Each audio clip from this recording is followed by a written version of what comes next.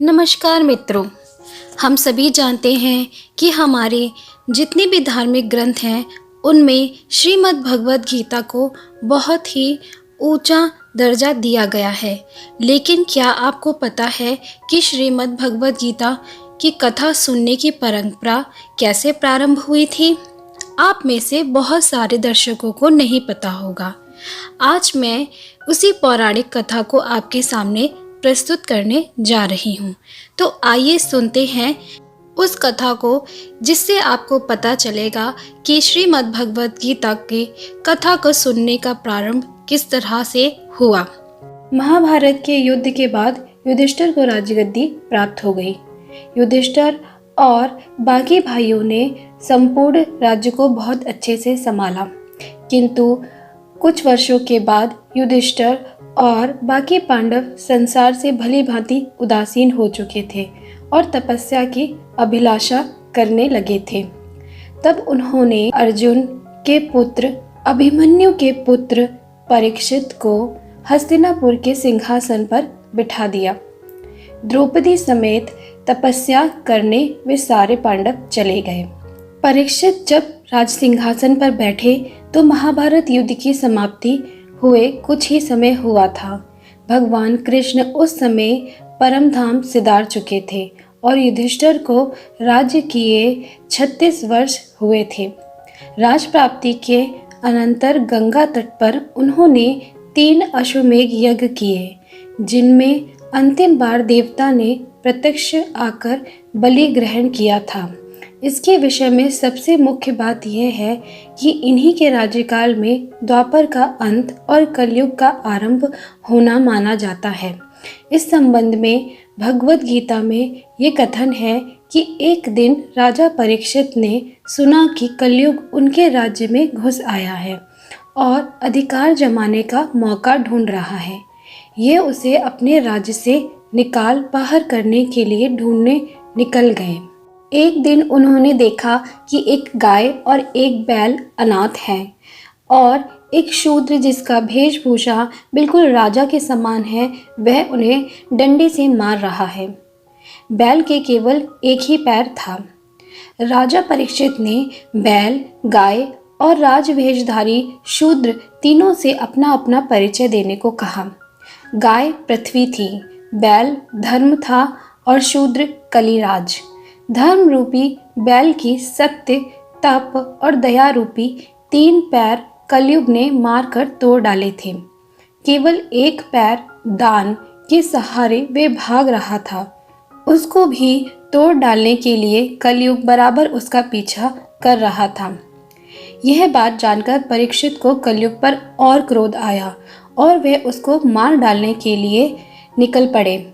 जब कलयुग को ये बात पता चली तो वह गिड़गिड़ाने लगा और उनसे दया की भीख मांगने लगा।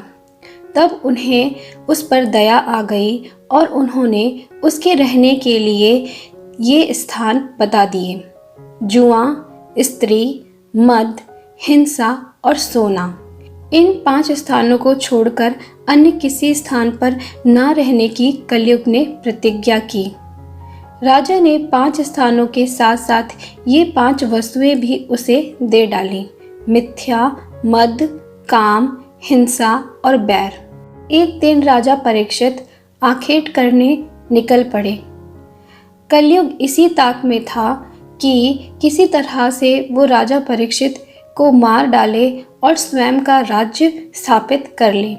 राजा के मुकुट में सोना था, कलयुग उसमें घुस। राजा ने एक हिरन देखा, वे उसके पीछे अपना घोड़ा दौड़ाने लगे। बहुत दूर तक पीछा करने पर भी वह ना मिला। थकावट के कारण उन्हें प्यास लग गई। एक बुद्धि मुनि जिनका नाम था शमिक मार्ग में मिले। वे समाधि में लीन थे। राजा ने उनसे पूछा कि बताओ, आपने किसी हिरन को यहाँ से जाते देखा है?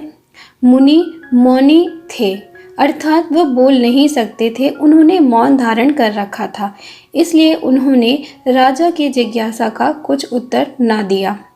थके और प्यासे परीक्षित को मुनि के इस व्यवहार से बहुत अधिक क्रोध आया। कलयुग सिर पे सवार ही था। इसलिए परीक्षित ने निश्चय कर लिया कि मुनि ने घमंड के मारे हमारी बात का जवाब नहीं दिया है और इस अपराध का उन्हें कुछ दंड देना चाहिए। पास ही एक मरा हुआ सांप पड़ा था। राजा ने कमान की नोक से उसे उठाकर मुनि के गले में डाल दिया और अपनी राह पकड़ ली। मुनि के पुत्र का नाम श्रृंगी था। वो बहुत तेजस्वी थे। वे किसी काम से बाहर गए हुए थे। लौटते समय रास्ते में उन्होंने सुना कि कोई व्यक्ति उनके पिता के गले में मृत सर्प की माला पहना गया है। जब श्रृंगी ने अपने पिता के अपमान की बात सुनी तो उन्हें बहुत अधिक क्रोध आया। उन्होंने हाथ में जल लेकर शाप दिया कि जिस पापी इंसान ने मेरे पिता के गले में मृत सर्प की माला पहनाई है, आज से 7 दिन के भीतर तक्षक नाम का सर्प उसे डस लेगा।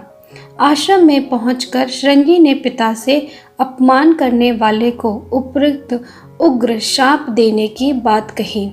ऋषि को पुत्र के अविवेक पर दुख हुआ और उन्होंने कहा कि पुत्र, हमें इतनी जल्दी इतना अधिक क्रोध करना शोभा नहीं देता है।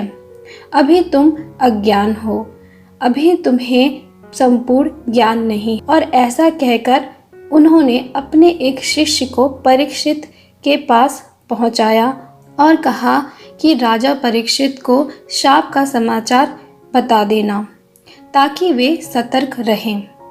परीक्षित ने ऋषि के शाप को अटल समझकर अपने पुत्र जन्मेजय को राज पर बिठा दिया। इसके अतिरिक्त ऋषि श्रृंगी के शिष्य ने राजा परीक्षित को ये भी बताया कि वे 7 दिन तक अपना समय ईश्वर चिंतन और मोक्ष मार्ग की साधना में बिताएं। राजा को संतोष हुआ कि मेरे द्वारा हुए अपराध के लिए मुझे उचित दंड मिलेगा। अब राजा परीक्षित व्यास पुत्र शुकदेव मुनि के पास पहुँचे। सुखदेव जी ने परीक्षित को 7 दिन भागवत गीता की कथा सुनाई। तभी से यह पुण्यप्रद भगवत गीता सप्ताह सुनने की परंपरा प्रारंभ हुई। क्योंकि जब हमारा बुरा समय होता है या हमसे कोई गलती हुई होती है तो हमें भगवत गीता का पाठ करना चाहिए। भगवत गीता के पाठ करने से हमारी जितने भी बुरे कर्म हैं या हमारी जितनी भी गलतियां हैं वो माफ़ हो जाती हैं और हमें मोक्ष की प्राप्ति होती है। अर्थात मृत्यु तो एक ना एक दिन हर व्यक्ति को आनी है, लेकिन जो हमने बुरे कर्म किए हैं या गलती से हमसे कोई पाप हुआ है तो उसका पश्चाताप करना भी आवश्यक होता है ताकि मृत्यु के बाद हमें नरक ना भोगना पड़े। तो ये थी वो कथा जहाँ से श्रीमद् भगवद गीता का पाठ होना प्रारंभ हुआ। आशा करती हूँ आपको ये कथा सुनकर आनंद मिला होगा। इसी तरह की शुद्ध विचारों और नई नई पौराणिक कथाओं को सुनने के लिए मेरे चैनल से जुड़े रहें। नमस्कार।